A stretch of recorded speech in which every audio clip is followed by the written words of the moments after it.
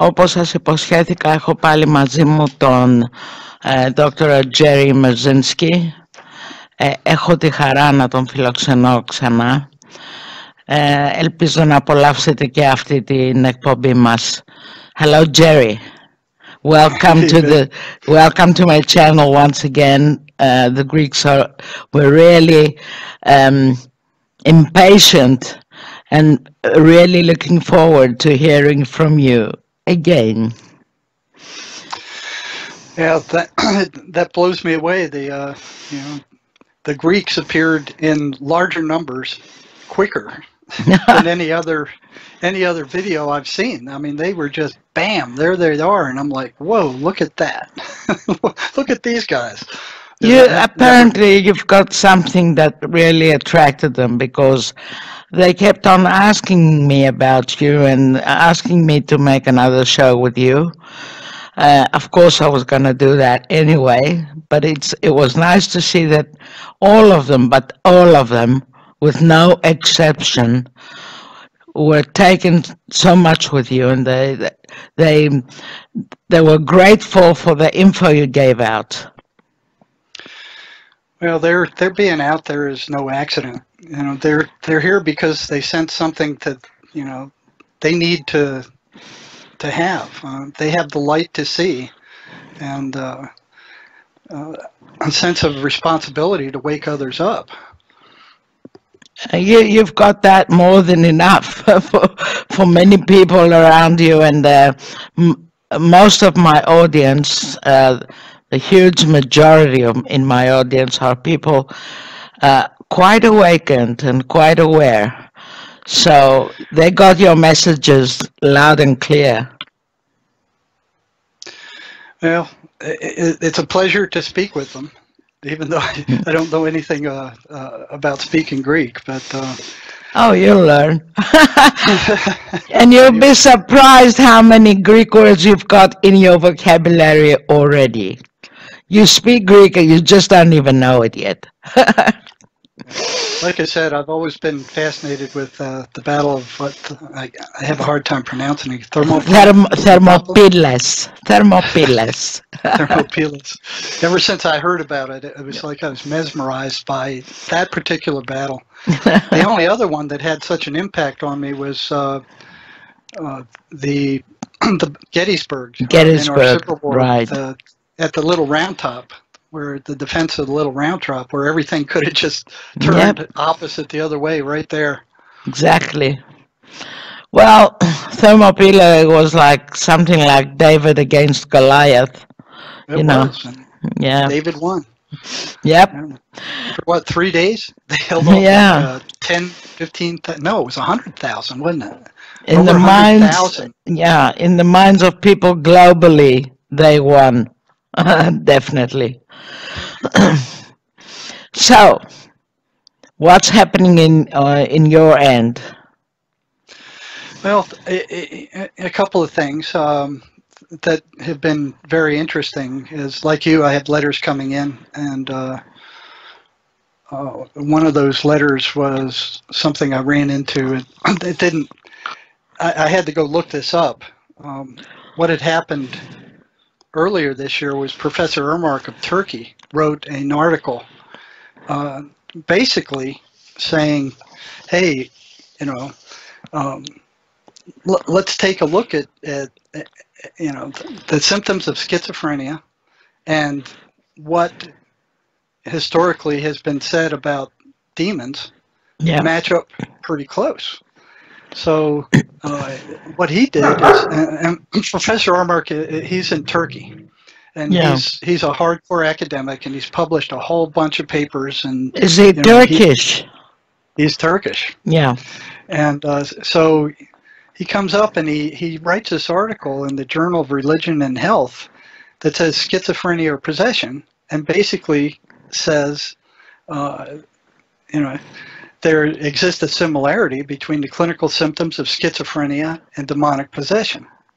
Incredible. And, so after Gallagher, we've got Professor, what did you call him? Irmak?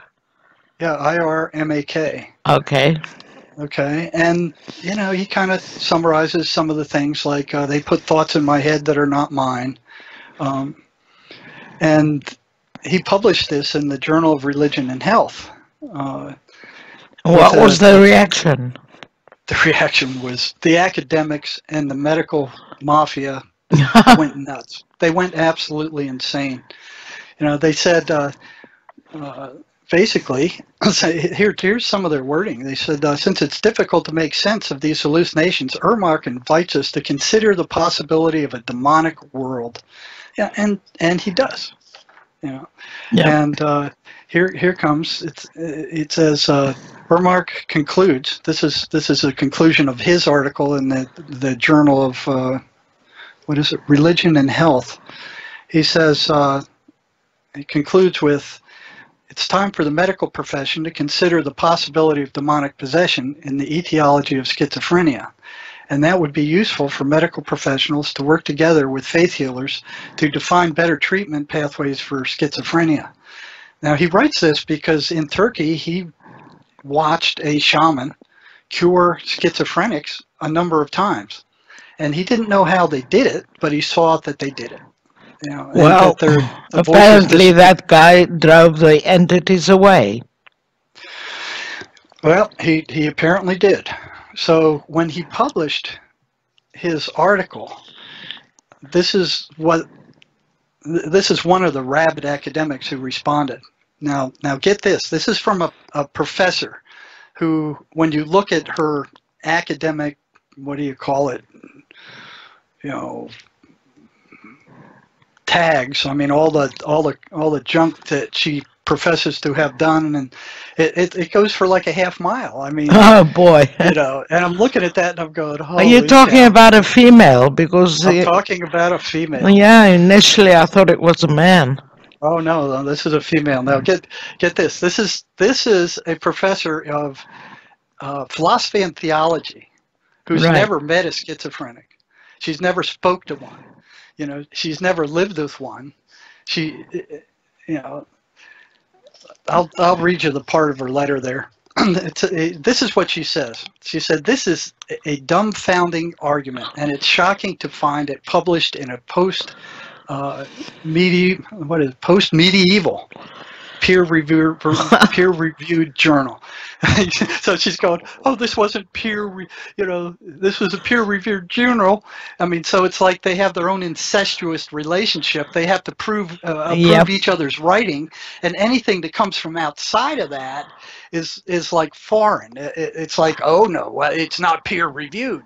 You know, the thing is, they're tightly programmed that they can't see out of their box. As the religious leaders would say, it's sinful. Well, it's sinful, it's arrogant, it's egotistical on top of that for somebody who has no experience in this field. You know, so she goes on and she says, "Lest anyone suspect me of being unfairly prejudiced." Oh my God, nobody would dare do that against the possibility of demons. Let me point out that even those who subscribe to demonic metaphysics, and she lists herself as somebody who knows something about metaphysics, believe it or not, should not be persuaded by Ermark's argument. His observation that there exist similarities between clinical symptoms of schizophrenia and demonic possession is no more surprising than the observation that there exist similarities between financial compensation for childhood tooth loss and visits by the tooth fairy. This is somebody who doesn't know what the devil she's talking about. And she's blasting poor Ermark.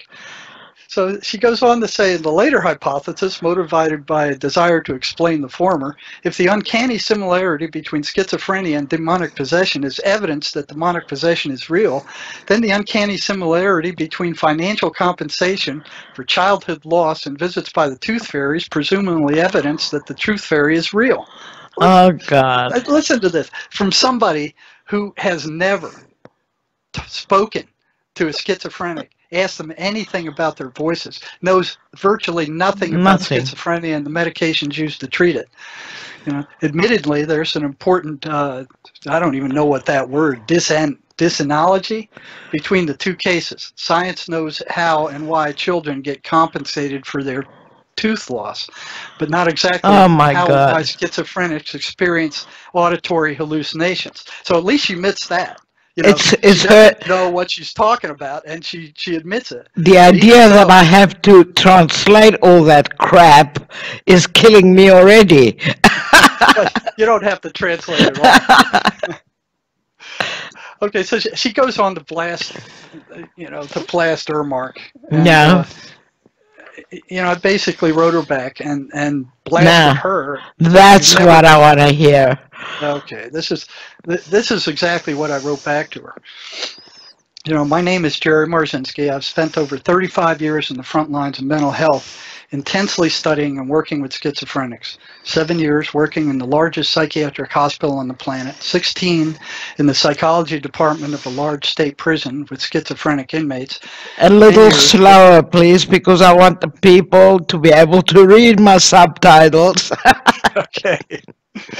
10 years working Yeah. with psych crisis in every emergency room in the city, and the rest working in mental health centers as a contract psychiatric evaluator.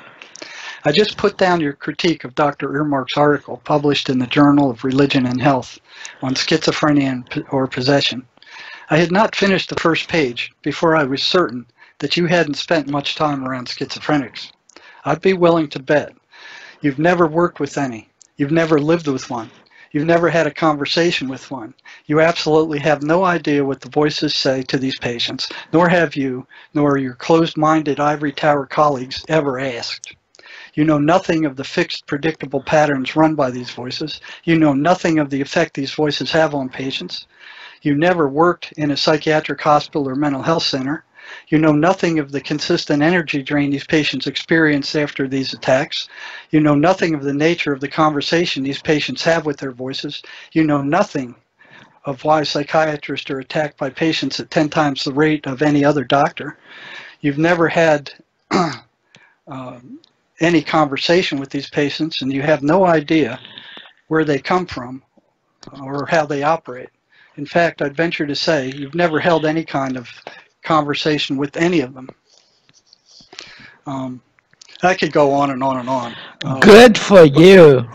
You let her have it. And let her have it. And basically what she's...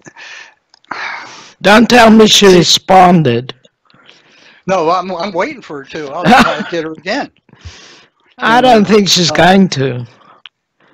I think you threw her against the wall and you just knocked her out completely.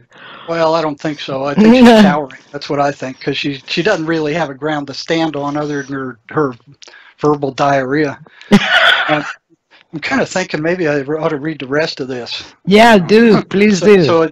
So I said, I'm writing her and I say, I stand before you having done all of the above and more.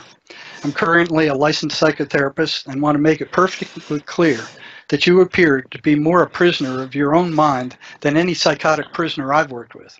You cannot see a fraction of an inch beyond the academic prison cell which contains you, and I very seriously doubt you have any clinical experience with this population, yet you spout off and criticize like some kind of expert. I want to make it clear that virtually everything Dr. Ermark has written in his article on this topic is reality, an alternate reality, one in which schizophrenics live. It is a very ugly and dangerous room where there are patterns and rules as real as the walls you see that surround you. It is a reality you've never been to, nor even around, and one I'll bet you'd wet your pants if you had the guts to enter. Small chance of that, however, as the prison of your fossilized academic mind would never allow you into the first step on the porch. You seem totally unaware that you have been tightly programmed by the system and view reality through the confines of that system, which does not include the areas Dr. Ermark spoke of in his paper. It also seems clear that based on your criticism that it's not possible for you to step outside that prison, yet despite having no clinical experience, knowing jack shit, nothing about schizophrenics or their voices, you rant like a rabid dog against someone who merely stated that he witnessed a shaman doing something they've been doing for tens of thousands of years, which inexplicably resulted in schizophrenics being cured. Your diseased criticism stands in protection of a medical industry which has no cure, no proof of a chemical imbalance, and absolutely no idea whatsoever causes schizophrenia or how to cure it. I doubt you are aware that current antipsychotic meds with long-term use rot out the patient's brain and nervous system, causing permanent and irreversible damage. And that, in an overwhelming number of cases, these drugs do not rid the patient of the voices. They cure nothing, but merely suppress and weaken psychotic symptoms. Upon quitting these expensive toxic drugs, the voices return. In short, the pharmaceutical industry, which is making some $3.5 billion a year selling these toxic substances while insisting they are the only treatment, does not have a cure for schizophrenia, and neither do you. They have absolutely no evidence for their chemical imbalance theory, which has long been overwhelmingly proven false and without merit. Yet when Dr. Earmark merely reports having witnessed shaman curing schizophrenics and publishes an article to that effect, you lapse into a rant, the likes of which few psychotic patients could match, against one who has merely pointed out the possibility of the existence of an alternate treatment and cure. You need to take a close look at your insane overreaction to Dr. Earmark's article, for thou protest this too loudly for someone who doesn't know crap about schizophrenia. Their voices, and very obviously has no experience with this deadly disorder. I suggest you keep your mouth shut on this topic, of which you know nothing about, and get out of the way of those like Dr. Earmark in search of truth, and those who have the light to see the reality of this situation when it appears before them. Incredible. I don't think you left any hole that she could crawl out of. Now, I tell you, I didn't get through her first page before I was just boiling. I was just boiling. I can imagine. So, I've got a couple of questions. I think, first of all, I must congratulate you for that incredible letter. You really, I mean, you covered it all. You know, I don't think she's capable of responding to this, really. Well, if she does, it'll all be bullcrap because she's got no grounds to stand on. She's got no research. There's no research been done on the voices whatsoever. They don't know what they are. They don't know nothing about them. And yet all they say is like this lady. And this isn't the only one that was in there. I mean, I got sent a whole packet of these academics just raving. But I mean, it's dogma. It's scientific dogma. You know, like the religious dogma, no difference really. You know, it's because we say it, you've got to believe it. Finished. You know, there's no other way to it. There's no other truth to see there. It's just what we say. You know? Well, you know, I think Gandhi summed it up pretty well when he said the truth does not become error because no one will see it. And True. These guys are blind. These guys are absolutely blind. And then Einstein comes up with condemnation without investigation is the height of ignorance. Of course. You tell me this lady investigated anything. I mean, of course she didn't. Nothing. She's just running her mouth. You talk about the height of ignorance. And you know, the same with all those other friggin' academics who live in the ivory tower and won't come out of there onto the front lines to see what's going on. All they have to say is that the voices are hallucinations, period, and that's it. Yeah, but that doesn't match up either. I mean, if they take a look, there's a whole list of things that counter that. Exactly. You know, I think I mentioned some of those in the... You did. You know, in our previous show, the fact that they all heard almost the same stuff. Yeah, they're always negative. You know, 2,500 miles away between them, you know. Yep, and they're still saying the same thing. Exactly. It doesn't change. It's like they were all made out of the same cookie cutter, which is amazing because, you know, 2,500 miles away when I worked at the psychiatric hospital in Georgia, the voices were saying the same thing as they were to the prisoners, you know. Yeah. Here in Arizona, 2,500 miles away. And how come so many people, such a population, has the same hallucination? It cannot be done. Well, isn't that interesting? You know, and the fact is they're always negative. You know, they're unswervingly negative, and they run unswervingly negative patterns. You know, they're not random. I mean, hallucinations are random. They're good, they're bad, they're all over the place. You know, what holds these voices onto a negative path?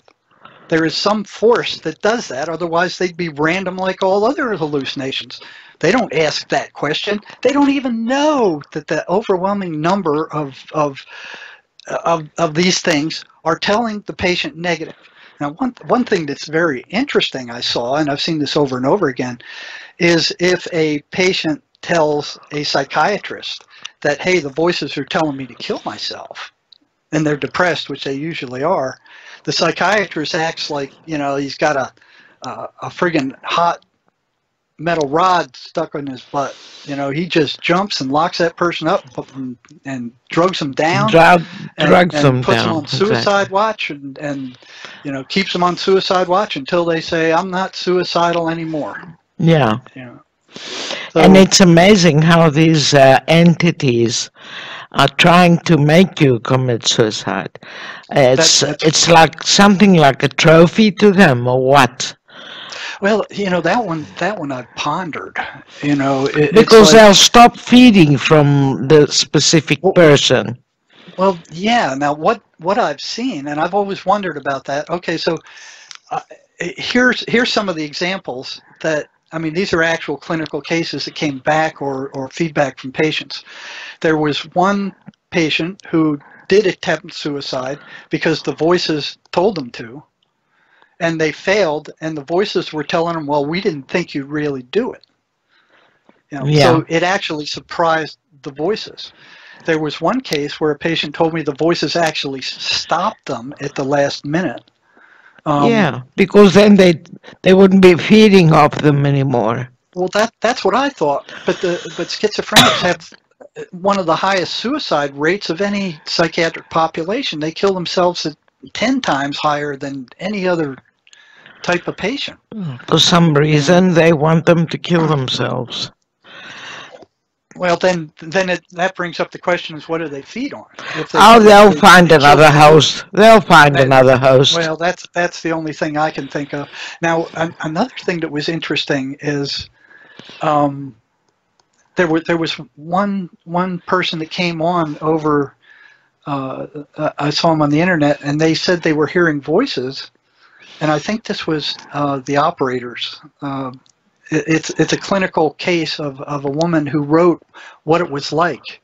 Yeah. And she said that one of the voices became too friendly with her, and the rest came, and it was like superiors came and hauled them away and replaced that one with ones that would cause her a lot more trouble. Now, I've had one other patient tell me that in the prison, so that was the second time I've heard it. Yeah, so some positive entities might find a way to creep in, you mean?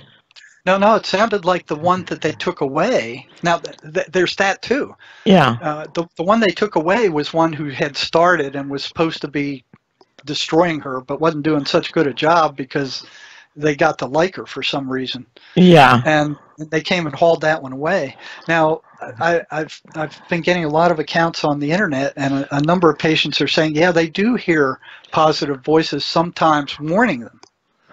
You know, and if they don't listen I think to the that warning, might be their guides, maybe.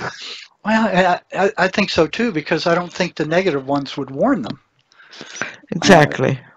You know, and I thought overwhelmingly the positive ones spoke through feelings and intuition, unless they were on the verge of death. I've had a number of prisoners tell me that as they attempted to kill themselves, something miraculous happened to interfere. To interfere and stop them, yes. Yep, so the voices are telling them, you know, and the voices are relentless. They just do not let up. You know, they hit them at night. They keep them awake. They do the same thing to them that. And I think some of them. I have a guy in my forum who is taunted by voices, but they also have physical tauntings. Yes, yeah, they do. when they get stronger, they can do that. Like pull the seats and press their bellies, or things like that. Well, yeah. I got a number of I mean, one prisoner came in one day and he showed me these. He goes, they attacked me last night and they ripped open my back.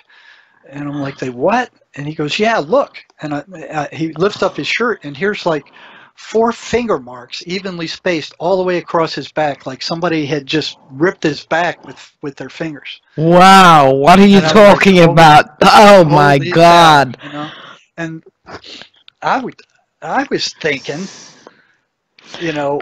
that was an anomaly. And then after stuff like that happened a few times, I was thinking, hey, I'm safe. They're stuck in the heads of these people. Yeah. Were you ever attacked by them? I was. Because you seem to be, ruining their party there. I am not one of their fans. And they knew it.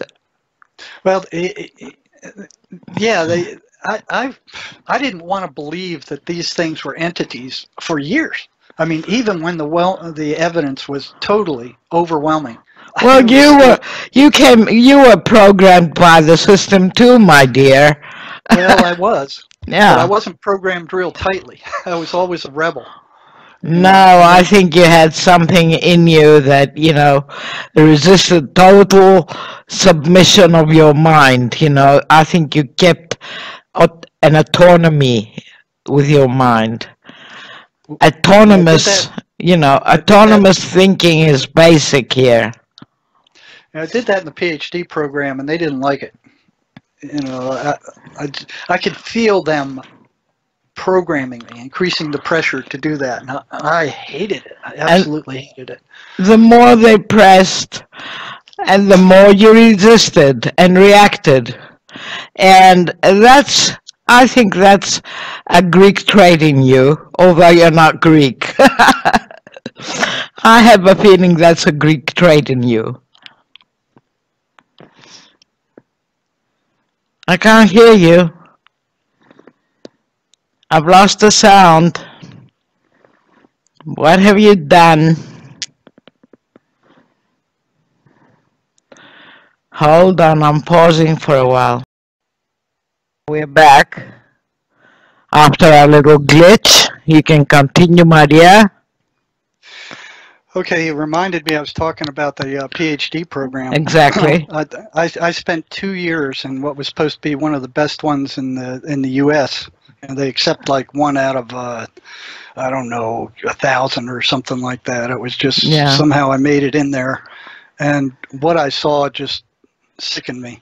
And that's why you left. You told me that. Well, yeah, there was, we didn't get along very well, me and that program, but I remember, I mean, there's certain things that stick out in my mind with that program. The second year, the head of the program, the head of the psychology department, calls all the second year students in, and he starts lecturing about how to cheat with statistics and not get caught.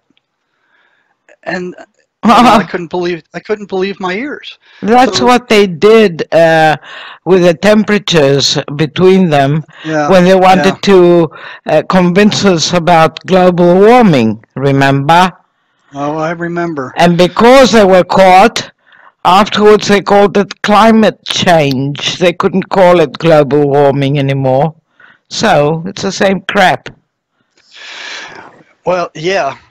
But this was a profession that, I kind of been entrenched in for a while. And there was something in me. It was like, I didn't find, I wanted to know where thoughts came from.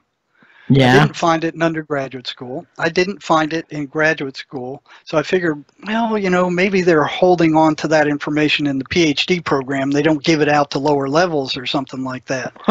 So I'm like, this is what I was thinking. If they know it, I want to know it.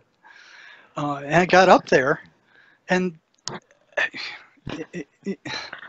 it was unbelievable. I mean, there was one time where I was a graduate assistant teaching groups, and the professor that I worked for came into the group one day, and one of the students asked me a question I didn't know the answer to. So I just told him. I said, "Well, I don't know. I don't know the answer to that." And after the group, this professor said, "I want to see you in my office right away." And I'm like, "Well, okay." You know? And I went in there and sat down. He looks at me. He goes, "Don't you ever tell a student you don't know the answer to one of their questions." And I'm looking at him like, "What?" You know, what? You know, and I'm just stunned. And it's like, you know, No what do you want me to wonder. do? Make up some kind of lie or something? You know, and he goes, "No, you tell them you'll go find it, but don't you ever tell them you don't know." I mean, Yeah, it's kind of like there's always an answer. of course there is. You just need to find it, and if you can't find one, just it's kind of almost like, well, just make it up, Yeah, and just cover it up and stitch it up any way you can. You see. Yeah. So I was shocked by that, and then when this professor got up there and he was teaching us how to lie with statistics, what he was doing was taking the top 5% of a population and treating it as if it didn't belong to that population and was a population in and unto itself, unconnected to the real population. It's kind of what psychiatrists do with schizophrenics. Hey, they're out there, but they're not one of us. Yeah. They're really not human beings. We really don't know what they are, but there's something bad wrong with them, and they're way on out there, and we can't reach them. So, But your question, going back to your question about where do thoughts come from? Well, I raised my hand and I asked him. Yeah. I asked him. I remember you said that. Yeah. And he just stood there and looked at me like I'd just fallen out of a spaceship. He had no idea. He said, "See me after the lecture." And when I went to go look at him to see if he took off. And I'm like, "Well, that's pretty clear." The thing is, I think you also don't believe that every thought that goes through our mind is ours. Right. Well, that's what Emanuel Swedenborg says. He said no thought that goes through your mind is yours. It comes from a spiritual dimension. Yep. Now you have a memory bank, and you can pull that memory bank up, and the thoughts stored in that memory bank. But you are not your thoughts, and that's what these academics believe. They believe they are their thoughts. And if you can pull back and go, okay, I'm going to let my thoughts flow through my head, and I'm going to watch them as they appear and disappear. And you can see that those thoughts are not who you are. You're the watcher. You're watching these things come and go. Yeah, but beside that, I catch myself sometimes thinking, with a thought that as a character, as a personality, I would never think. So that's when I feel that something else intervened and planted that thought in my head. You see? And that's exactly what the schizophrenics have been trying to tell scientists for 200 years since they've taken over, and they were rewarded by being ignored, drugged silly, and locked up. Yeah, the thing is they've got the charisma or the curse of being able to hear voices. Most of us are just accepting thought planting, you see. Well, if you really take a close look at it, what's happening in our minds is just a subset on a much less intense level than what's going on in the mind of the schizophrenic, which they've never studied. And of course they haven't. It's a hallucination, and they're going to drug them, and that's all there is to it. Well, that's it. And if you say anything different, they go after you. But there were so many things at the state hospital, before I I came to the realization. I mean, and it just even when it was like having a rattlesnake in the room and denying that it's there, because you don't want to see it. Yeah, that's how I was. Well, I kind of see you there, but I'm not going to pay attention to you. But the evidence just kept building up. Well, there was one user who had an interesting question for you. I want to go off the subject of thoughts for a while. She said, do you accept the distinction psychopath, sociopath pertaining to the worst killers? In other words, according to studies by psychiatrists on serial killer inmates, which concluded that they have no empathy whatsoever and are capable of the most atrocious crimes, according to this user and according to me.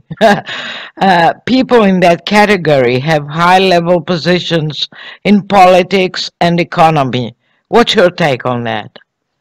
They sure do. I mean, they sure do. I mean, they didn't get put up there because they were nice guys in most cases. Exactly. They fought and scratched and stomped their way to the top. And many of them are psychopaths. They have no empathy, right? Well, exactly. Like the Federal Reserve, like the banking system, the big banking system. It's like you look at what they're doing. You take out a mortgage, and if you can't pay that back quickly, you'll be paying it back 3 or 4 times, and they'll still be at your throat to pay more. It's not like, okay, you've paid double the cost of your house to us. Okay, that's enough. We've made 100% profit. No, that's not enough for them. They will keep on you and keep on you and keep on you. And if you miss a payment, they'll come and take your house. Well, that's the debt slavery, That's a debt slavery practice. But I mean, in general, I feel that psychopaths in particular are a different kind of people than the rest of us. They have absolutely no empathy. I mean, I bet you when on 9/11, when the 3,000 people died, it was business as usual to them, They felt nothing. Well, yeah, and those guys are infested with these entities. I mean, they're run by them, and here in the U.S., we don't trust the government. That's why we're armed. That's why everybody's got guns. Yeah, and you better not. We do not trust the government. And you better not give them up. Although they're trying their best that you do. Oh, they're doing everything they can to, you have to have 3 American parts in this rifle. All these false flag attacks. They don't care if they're dead, about the dead, as long as they make their points that guns are bad, Well, yeah, you never see any articles in the paper about all the people who've defended themselves against robbers and murderers and shot them while they were trying to break into the house. You don't see those appear. Of course not. And that happens all the time. Exactly. And in Chicago, here in the U.S., it has the very toughest gun laws in the entire nation.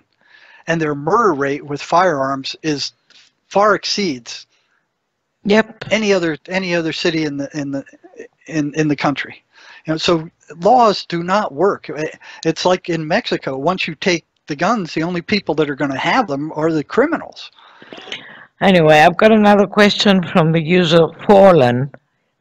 He's chosen the right nickname, believe you me. He's in my forum. And he feels that entities getting through to people who hear voices are not necessarily all negative. What's your opinion on that? And I'm not talking only about schizophrenics here. No, if it's not, mostly in schizophrenics, they've kind of taken over. But in normal people, if you will monitor your thinking, and just sit there and go, I'm going to watch my thoughts. And if you're not occupied with anything in particular, you'll see that those thoughts start drifting in an anxiety-provoking direction, or True. a fearful direction. They'll True. either move into the past where you start beating yourself up over something you've done, Yep. or they'll move into the future and go, oh, what'll happen if this happens, or what's going to happen tomorrow, Yeah. or, Yep. That's right. Either way you go, it's going to turn negative. Okay, now anxiety-provoking. I've got a question from many viewers. It's how do you help the psychotics get rid of the voices? And when you do help it, is this positive result permanent, or do some people have a relapse and go back to hearing voices? I mean, I don't think your method is the strictly religious practice or of exorcism, or is it? No. Or is there any similarities to your method with that of priests? Well, somewhat. Yeah. That's a big question. And by the way, talking about this, I want your experience, your own personal experience from these entities, when and how you were attacked by them, because I know you were. Yes. Well, let me address that first question first. Yeah. I suspect that in exorcisms, now what these things do is they go after what you have in yourself buried alive. Bad stuff that's happened to you that you haven't dealt with, traumas that you've had that you still resent. So they can probably read your mind. Well, they can, because what they do is they give you their mind, and they can pull up. They have complete access to your memory. Your mind, yeah. And I've had patients tell me that they have dredged up stuff that they have done 25 years ago and had long forgotten about. Yep. Boy, I got the sun shining in here right on my face. I look weird. It's okay. At least you've got sunshine. Yeah, we got sunshine. I think it's going to get more intense here too. Yeah, so that's Arizona for you. Yeah, always clear skies, 93% of the time or something like that. Oh, you're lucky. You're lucky. Well, it gets boring. People in the UK wouldn't find it boring. They'd find it exciting. For example, because they're drenched, and wet and full of clouds and drenched in rain pouring, and so for people in the UK, it's your thing over there is exciting. Anyway, let's go back to what we were saying. Okay. I'm digressing. Repeat that question, that first... Well, how do you help the psychotics get rid of the voices? Okay, stop there. Stop there. Don't add anything. Okay. Okay, in order to do that, they have to realize... Well, there are two ways. You can go to the psychiatrist and get drugged silly, which only diminishes the symptoms. It doesn't cure anything in most cases. If you catch it early enough, those medicines will knock the voices out permanently. But once they get entrenched, it becomes a whole different story. Yeah. They feed off of that negative stuff in you that you're hiding from yourself. Yeah. So the first thing that has to be done, and I think what clinicians will find is that schizophrenics will break into 3 different groups when it comes to their voices. There will be the first group who believes what psychiatry tells them without any evidence whatsoever or any research, is that these things are hallucinations. They're due to a chemical imbalance in their brain, which has been disproven over and over and over again, yet they still tell people this. And that the only way to treat them is with these toxic drugs that rot out their peripheral nervous system and kill their brain. And that's why I asked you. Damage. That's why I asked you how you help them. Okay, so that's one. If they're stuck in that mode, I don't even waste my time with them. You know, the second ones are a group that go, well, I'm not sure what they are. They, you know, they might be hallucinations, they might be voices. I don't know what they are, but they're very peculiar. Now, those guys are workable, but it takes a lot more time. Oh man, somebody come to the friggin' door. Okay. Stop the recording. Let me see who this Yep. is. Okay, so I guess we're going to spend some time on that question because so many people ask. So the schizophrenic population will be broken up into three groups. It will be the ones who are certain that they believe what psychiatry says is it's a hallucination and that they're crazy and that there's no help for them other than taking their toxic meds. I mean, they're convinced by these priests that there is no hope for them. It's a very hopeless message if you look at it. Well, look, the only thing we can do for you is just suppress those symptoms. In the meantime, we're rotting out your central nervous system, and it'll eventually kill you and disable you.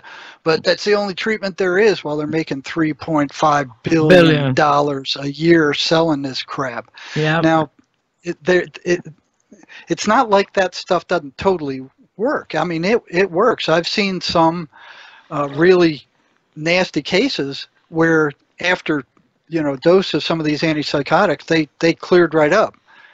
Not to say they would stay that way if they stopped taking the medicine. That's the problem. If they stop taking that stuff, the voices come back. Yeah. And a lot of them still hear the voices even on top of those medications. Really? And if they complain about them, oh yeah. I didn't think that for a long time. I thought, the medicines got rid of them. Oh no, it does not do that. It weakens them. And a lot of times when a stressful situation comes up, those voices just jump right in there and pour gasoline on the fire. Yeah. What they do is they weaken them, and the only reason they work is because they calm the patient down. Yeah. The voices want negative emotional energy. That's what they feed off of. That's why all the voices they're all negative. They're all horrible messages. They're terrible messages. They're, you're no good. You're rotten. Nobody likes you.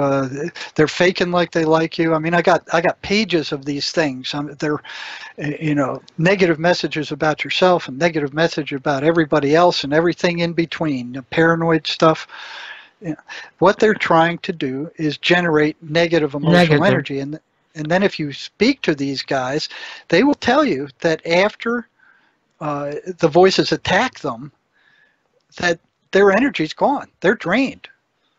But they can't make the connection. Even though it's happened to them thousands of times, they can't make the connection between the appearance of the voices and their energy being drained. Yeah. And you can even bring them up there and you go, well, how many times would you say that the voices attacked you?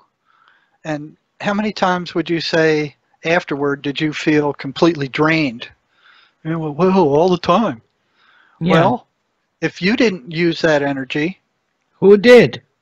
Where did it go? Yeah. Oh, well, I don't know. Well, you didn't use it. And the last thing the voices want their victims to know is that they are feeding off them. We are not the top of the food chain. We are being fed on by these entities, and it's not just schizophrenics, it's all of us.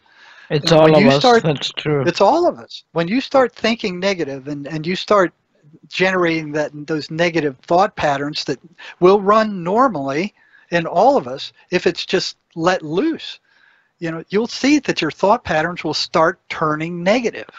That's why we have to learn to control our thoughts. Well, you have to at least watch them. It's easier said than done, of course. Well, no, you can watch them. I mean, it's easier said than done in terms of controlling your thoughts, I mean. Well, you have to first pay attention to them first. Exactly. And I was sitting out there on the front porch one day, and I'm kind of like, okay, I'm going to watch them flow in. And I'm waiting there like, okay, where are they coming from? They flow in from the left, the right, where, you know, and next thing I know, I'm carried away in this thought. You know, they just appear. I mean, they just, boom, they're there. And before you know it, you're being carried off by that thought. You know, so it carries you wherever it's going to carry you. Oh, well, worried about the car, and I better get this done, and and you go through that, and then that thought finishes and it stops. And then there's a little period of silence, you know, and you don't disappear during that period of silence. There's just a period of silence where you're aware that you're aware for a brief period of time. Yeah. You know? And then the next thought begins. So if you sit there and you watch your thoughts and you go, am I aware? You know, and lots of times you'll see, no, you're not. You're distracted by something. You're thinking about something. You're driving and thinking about something, but you're not completely aware of what's going on around you because you're thinking about some bullcrap. You know? And that bullcrap will lead to negativity if you watch it. Yeah, so we're all feeding them in one way or another.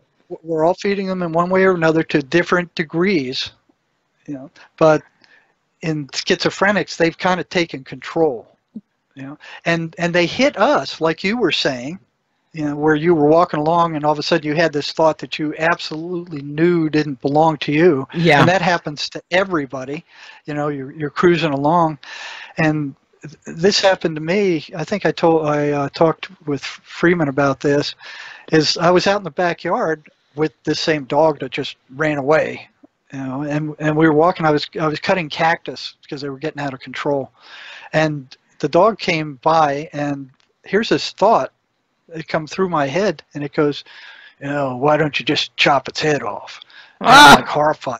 I'm freaking horrified. I'm like, where did that come from? That's not mine. That doesn't belong to me. And then I started feeling shame about how could you even think such a thing? And I was horrified. And it's like, you know, and I had the thing in my hand, and I'm looking at it, and I'm going, holy cow, you know, this is not good. Yeah. And, there's nothing I would ever do.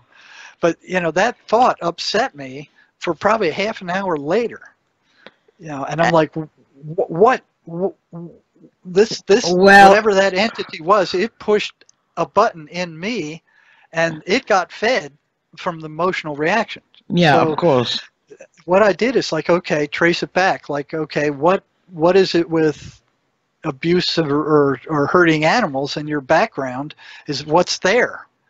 And you know, I'm looking back. I'm like, we've always had cats. We've always had dogs. I've always got along very good with them. They were like cherished members of the family. But then I hit one when I was like 5 or 6 years old, and I was shooting a bow and arrow in the backyard. Yeah. And our cat kept going in front of the target over and over and over again. So, you know, I went, okay, you know, I'll teach this guy. And I put it in the box, and then I shot the arrow at the top of the box, which was much higher than I thought it could reach. And I figured, okay, that'll scare the hell out of it, and it'll go away and leave me alone. And then when I went to check the box, that arrow had hit it in the eye, and it had oh God, oh God. And I was like, oh my God, I couldn't tell anybody.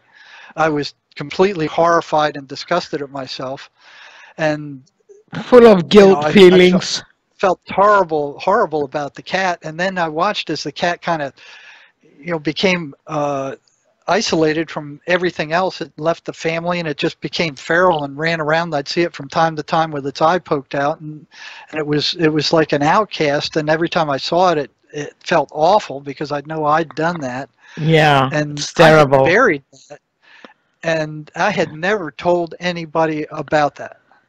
And you had totally buried it away.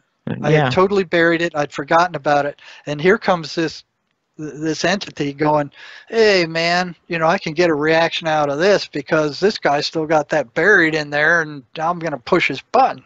And yeah, sure enough. And it's like, here's this immense reaction that they were feeding off of for a half hour before I caught up to what it was.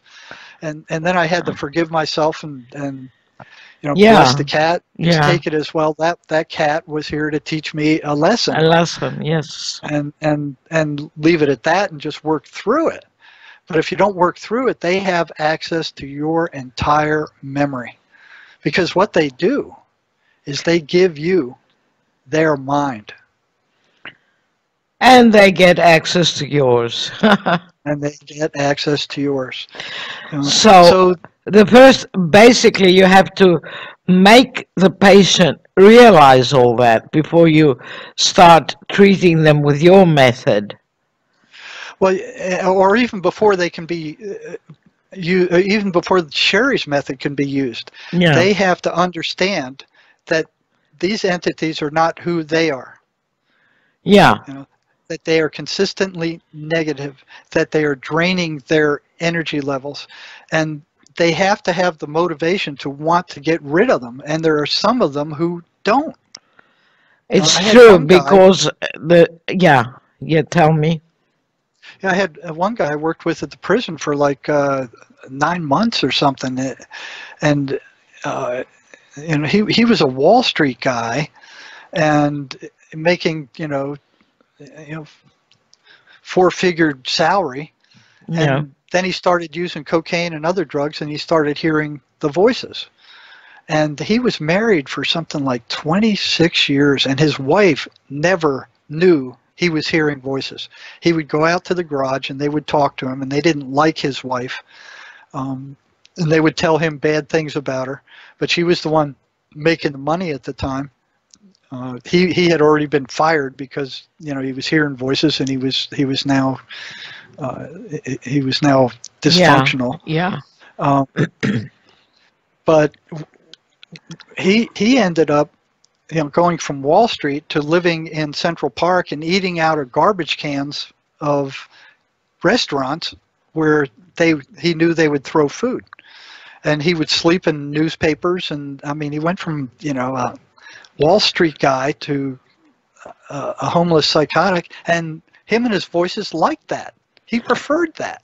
Yeah, some of them I've read some cases where they managed to get rid of the voices by various methods, and when they do, the silence is so deafening that they want them back somehow.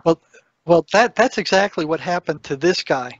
And we were working one day, and finally we got to the point where we had beat these things up so bad that he told me that they screamed and left.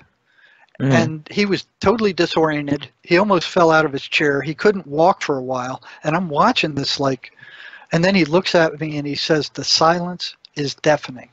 You see, because he's been hearing them for a decade or a quarter of a century or so. Yeah. And all of a sudden he's got silence, and he's like, whoa, Well, I think he relapsed later. He was lonely, and he called for them back, and they Yeah. came back. He willingly relapsed. Willingly. Willingly relapsed. And last I saw him, he was working in the prison answering phones for a motor vehicle, and he and his voices. Yep. So yeah, they have to realize before they can get rid of them that, one, they are not who they are, that their thoughts are not who they are, and the thoughts that are being inserted into their heads are not who they are. Yeah. They are the awareness in between the thoughts. I guess that's the first step for them to get rid of them, is for them to acknowledge that. Yes, and if they don't do that, then I can't. I can't see any way to do anything with them except drug them silly, like the psychiatrists are doing. But I remember you telling me that you were attacked by some. Yeah, I was attacked when some patients were cured. Yes, and that happened while I was working in the prison. Yeah. When I finally knew enough to where we were actually starting to get rid of these things, and they were leaving. And it like about 3 or 4 times the night after I got home at about 3 in the morning, I felt like I was being crushed into the bed, and it was terrifying. Yeah. It's like there wasn't anything there, but I could feel my body being crushed. I mean, my whole body being crushed into the bed at night. Well, you were destroying their life, so they had to do something about you, didn't they? Well, they pretty well scared me half to death with that, because I'm like, I didn't know they could do that. Oh yeah. And how did they find me? I mean, they knew exactly where to find me, and that happened like 4 times. Each time after a schizophrenic completely got rid of his voices. Yeah. So And they knew you were the culprit. they knew I was the culprit. And then later on, while I was working in the ERs, I could actually feel them attack. It was like a icky, cold, electrical feeling, and there's no feeling in the world like it. There's no other feeling like it. And I could tell how strong they were and how pissed off they were by how intense that feeling was. And that feeling got, it was like I had like Star Trek has that invisible shield around it. Yep. Well, I felt like I had the same thing, but when they attacked viciously, I could feel that shield being crushed all around me to like a billionth of an inch over my skin, and I was always kind of wondering what would happen if that shield ever fully collapsed. Yeah, that's something to ponder on, really. Yeah. So as far as I know, that that had never happened. But I think they've got something to do with the connection between them and us. I feel is electricity somehow. There's that common denominator. Now, electricity either works for them or against them, depending on how you use that stuff. Well, there was a fellow in the 1920s, Carl Wickland, who was a dentist, a dentist of all people, where his wife was a psychic. And what he found was that he could use a static electric shock with high voltage and low amperage. And these things experienced those shocks as violent, painful lightning storms. And they would leave the patient and they would go into his psychic wife. And she would talk for them, and he would talk them into the light. That's good. And he would call for their relatives to show up and come and take them away. And if they left they didn't want to go into the light, for one, because they were told that if they did, the light would burn them, and that they had no light in them, and that the light would kill them, which was interesting. That's what something told them that, and they believed that. And they also believed that if they didn't they didn't do what these higher officers were ordering them to do, that they would be sent to some place called the pit. Yeah. I'm not exactly sure what that is, but it was something they didn't like, and I've heard that from more than one of them. They were terrified of the pit. Yeah. And they were told they had no light in them. So if they went with the relatives, and sometimes it wasn't just a relative, it was like a pet, a horse, or a dog, or something like that. If they left with those, then that voice disappeared and did not come back. That might have been apparently somebody who was human and alive and was stuck in some astral plane or whatever. And well, it depends. There were 2 that I met that were like that during the period of time I was talking to these things. And one was a motorcycle rider who got killed on the highway. And I was talking to his voice in one of the patients. Yeah. And he said that after he was killed, he roamed around, he didn't know where to go. And he saw another guy riding a motorcycle, and that was the patient. And he went into the well, I think these people just want to be back in physicality. But there are other entities like the archons. I call them the archons. Yeah, those are the nasty ones. Yeah, that are feeding off with negativity, right? Yes. Yeah. Oh, yeah. That's their food source. Negative emotional energy. Exactly. So if you look at the news today, you look at the insanity going on in the world today, you look at all the people starving, all the wars going on, people being tortured and cut to pieces, and you look at the insanity and the negativity. You turn on the news and it's a constant stream of negativity. All along, all day long. Yeah, all night and long, if you watch that even stuff. if there's no war, and even if there's no war around you, there's still a lot of violence, still a lot of negativity. And do you think that CERN might have something to do with it? Because things are getting to a head.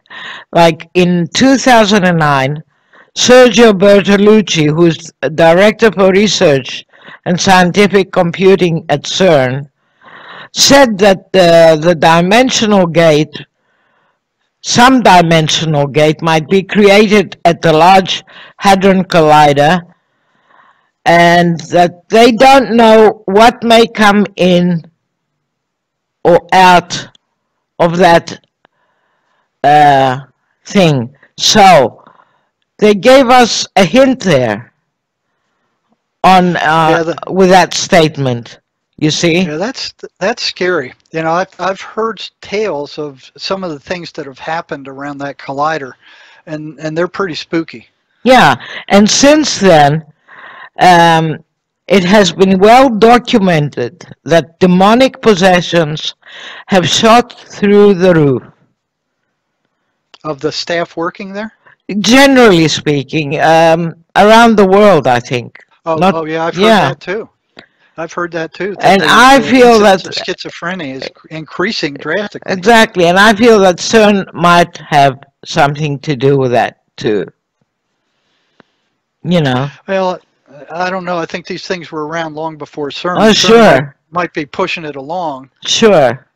They're out there, and they're attracted to negative frequencies. So if you're thinking negative, it's like a magnet. Sure. They're like a radio station where you're the one that tunes it into rap or acid rock, and you're the antenna, actually. Well, yeah. So you have to realize that. Another question was, if you've spoken to patients about the voices, did they ever tell you that they hear that they have names?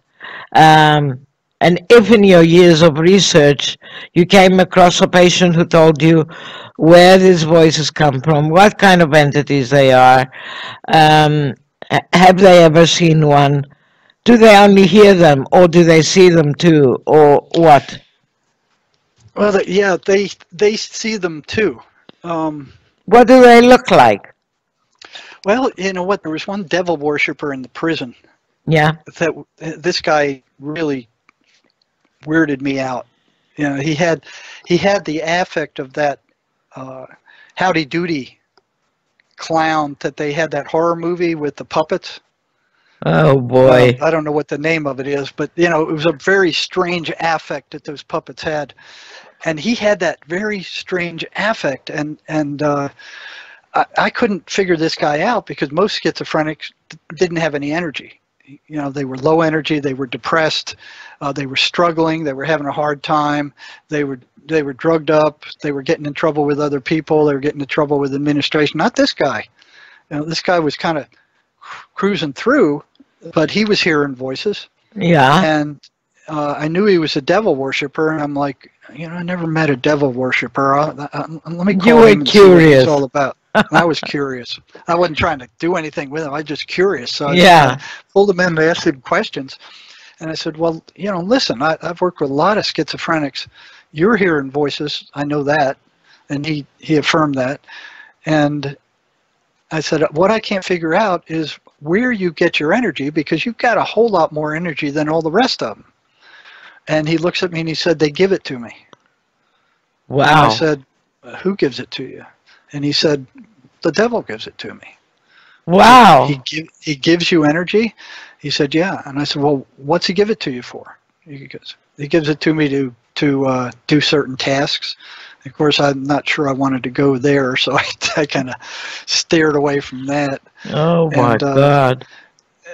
You know, he said, I can visit the prison cell of a couple of inmates in the Florence prison, which was 100 miles or so away. He could instantly go there and visit these other gangsters there. You know. Oh my And then Lord. I asked him, well, okay, you get this from the devil. I said, what's the devil look like? And he said, he's absolutely beautiful. And that was the last thing I was expecting. That was the very last thing I was expecting him to say. Because, you know, you get a picture of the devil, and it's like, you know, horns and red eyes and fire. And, I mean, no, I think they can absolutely beautiful. They can take any form they like, I think. Well, yeah, apparently. But this one gal was saying, what do they look like? What do they see?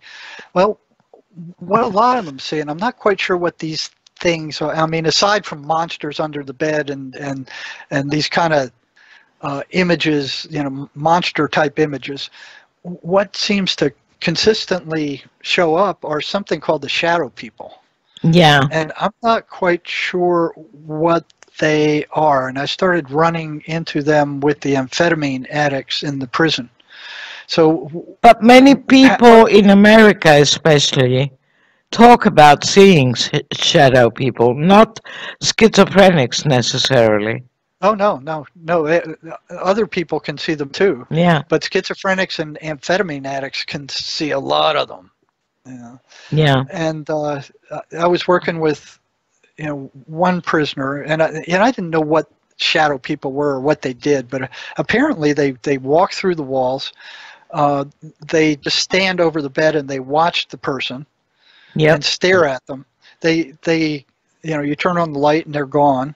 They're three-dimensional shadows in the shape of, mostly in the shape of people. Sometimes they take other people or other forms like animals, but they show up with hats and they show up with capes and weird stuff like that. Yeah. And they're just a three-dimensional shadow, and you know, they scare the heck out of these people, and they can just walk through walls and show up. You turn the light on, they're gone.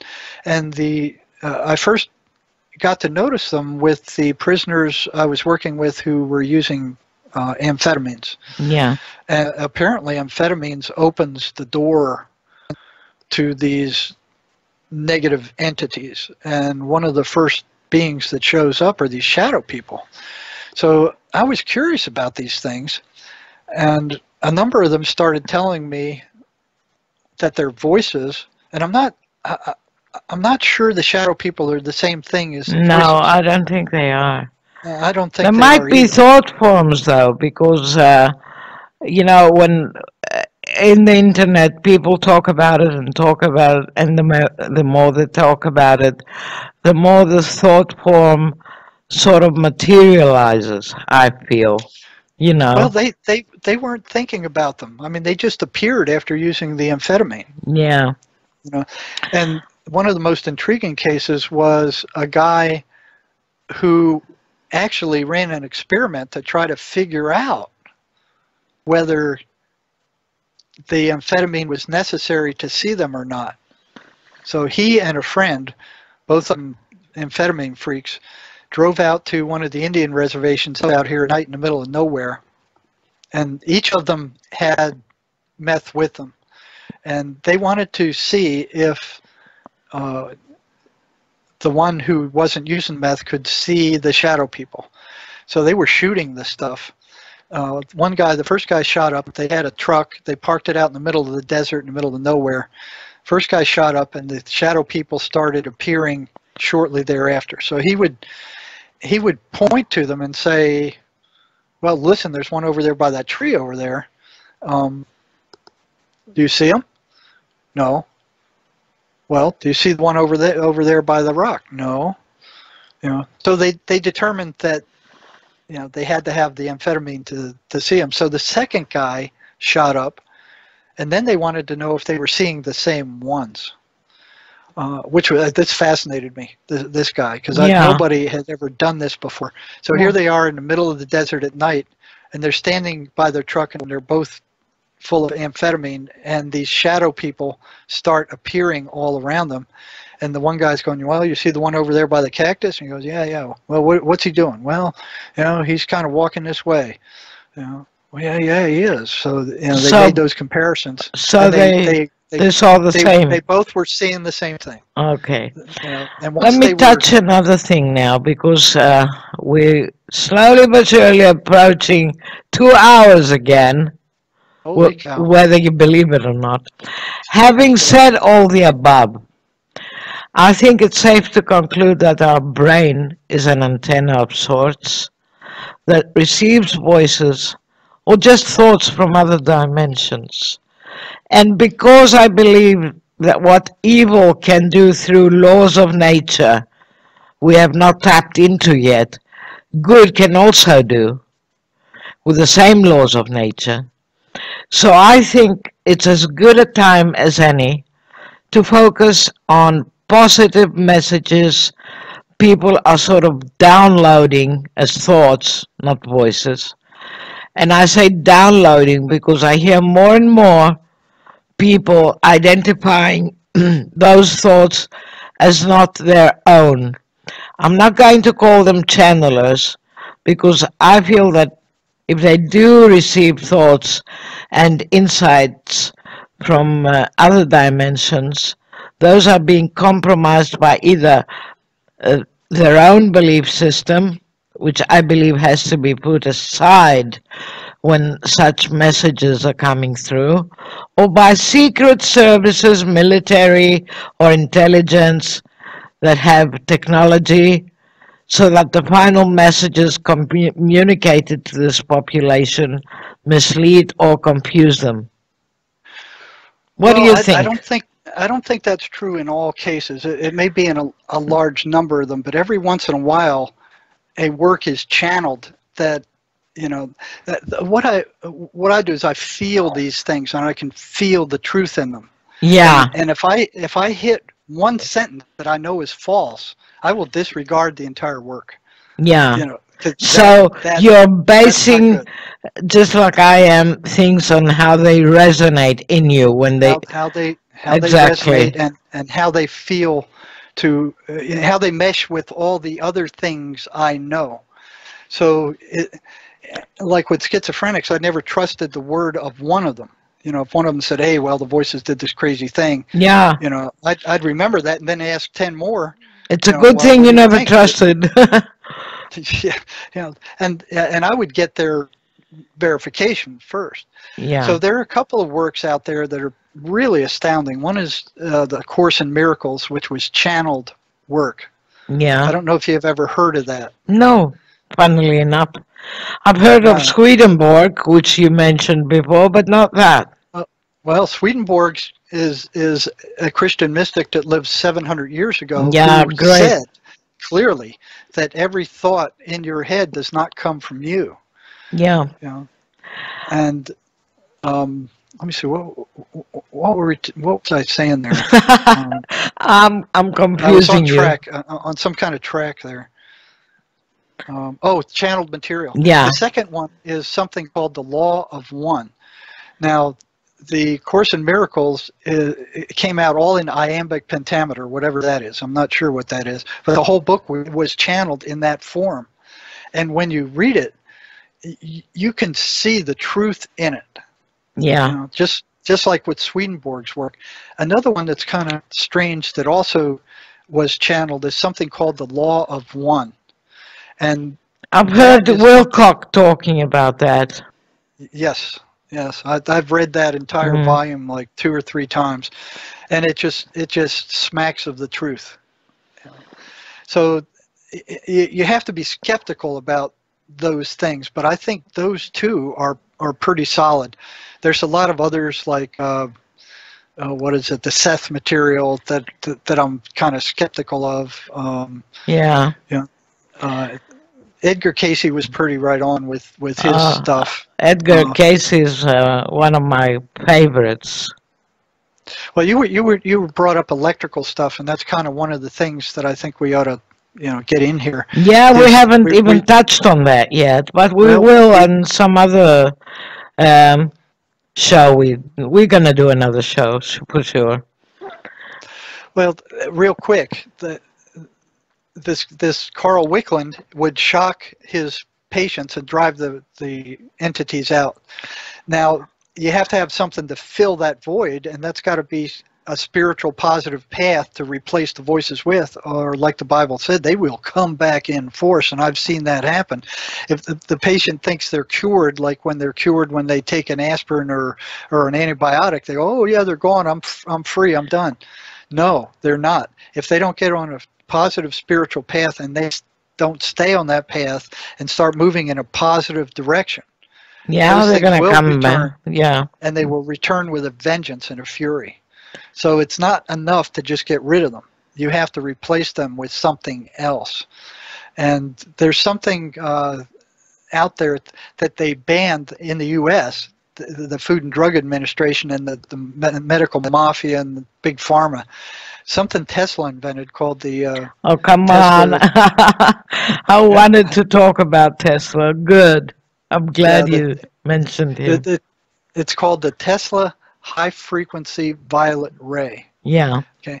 Now, I've heard about this thing, but I thought they were, they no longer existed.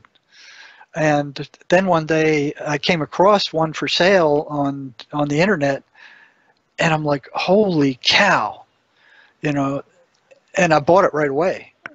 Good. And took it and tried it, and that thing cured more things than any drug that I know. It doesn't cure everything, but I mean, well, I've been reading about Tesla since I was a kid. Well, he said he invented this thing and he did not patent it. The guy said something that has stayed with me for several decades, that if we want to learn about the secrets of the universe, we must think in terms of energy, frequency, and vibration. That's right. And today this makes more sense to me than ever before. And right now, with you guys as heavily under attack of the cabal as you are and the medical mafia, I don't get any money for doing this. I'm not associated with any company that produces these things, and they are no longer produced in the U.S. because any company who produces them knows they're going to have to face the cabal. Yeah. But they are produced in other countries, and they do sell them here, and you can buy them on Amazon. And the number of things that these things cure. Now, make sure you read up on it before you get one of these things, because if you use it with alcohol in your system, it could kill you. There's warnings about that. I know very little about this, so in our next show you can analyze it even more. I just wanted to say that today this energy, frequency, and vibration that Tesla talked about makes more sense to me than ever before, as I said before. And I feel we can keep negative entities at bay and eventually get rid of them. If we, without drugs, if we focus on the positive, the light. That's why I say we must learn to control our thoughts, because those frequencies that generate higher vibrations, which negative entities cannot stand, and they cannot live with, or cannot be fed by. Those are toxic to them. That's why they go nuts around the church or a preacher. Or, the 23rd Psalm is a case in point. I've had several patients tell me that they hate the 23rd Psalm. One patient said it's like throwing them onto a hot frying pan when you repeat the 23rd Psalm. Well, I don't know the 23rd Psalm, but I can imagine it's something positive. And I believe if we learn to control our thoughts and think as positively as we can, we keep them at bay. Well, yeah, just, kind of, it's a dualistic universe. Now, this is going a level deeper. So if you just think positive, I mean, there's always a counter to that. There's a negative. Sure. You know, and they balance each other out. It's like the yin and the yang. Now, if you can completely shut off your thoughts, as Eckhart Tolle has done, and what you have is just awareness with the thoughts gone, then you're in touch with who you are. Sure, you know, but you don't have this garbage that constantly repeats over and over again. That constant chatter, yeah. That constant chatter that. But it's so difficult to silence your mind, isn't it? Well, it is. What you got to do is just kind of chip away at it. You know, so as one thought finishes, pay attention to your thoughts. As one thought finishes, expand that period of silence as long as you can. That's before good. The next one starts. You'll see that it's just like kind of prying the door open. That's a good insight. Longer periods of silence, and while you're silent, they can't get you because they have to use your thoughts. Before you learned language, you know, they couldn't get you because they need language. You know, if you're just awareness, they can't get you. So we observe our thoughts and we try to control them and silence our mind. Yeah, and that's what meditation's all about. So you grab a thought and you watch it and you go, okay, I finished thinking that thought. Was that thought worth a damn? You go, no. You know, no, I was wasting my time. There's nothing I can do about that. It may never happen. It was stupid. Why did I even spend my energy doing it? Well, our talk tonight was quite enjoyable for me, quite spontaneous too. We kept jumping from one thing to another. Yeah. But yeah, I we think, were all over the place. But I think my audience are going to forgive us for that. It's late in the evening. I mean, it's early morning hours in Athens anyway. So maybe you've got sunlight over there, but it's like darkness over here. Yeah, it's just setting right now. Yeah, I can see that now. And I want to thank you once again for your great insight and all the stuff you're giving us. And I'll be looking forward to our next show. I want you to be well and happy and keep on the good work that you're doing and the great research. And all you Spartans out there, man, go out there and spread the word. I mean, every person who can wake up is one less that they're going to be able to control. True. And just freaking turn off the goddamn news. It's negative today. It was negative yesterday. It'll be negative. It was negative last year. It was negative all year, and it'll be negative tomorrow. Absolutely true. I keep telling them. Paying attention to it. I keep telling them that the stupid box. That's how I call it. Television. I call it a stupid box. Is too bad for the mental health. Oh yeah, it's awful. It's all just negative garbage piles exactly. out of that thing and you know, driven by the cabal and the deep state. So be well, stay strong, keep on doing your research, and we'll talk again very soon, okay. Jerry. Well, thank you. It has to stop here because I'm going to die translating again, you know? I hope your people appreciate you. Oh, they do. They love me. Thank God for that. I do have my share of trolling, but all YouTubers have that anyway. I'm not worried about them. Thanks again. Be well. And give a hug to your dog for me, too. Okay. Bye-bye then. All right. Take care. Bye.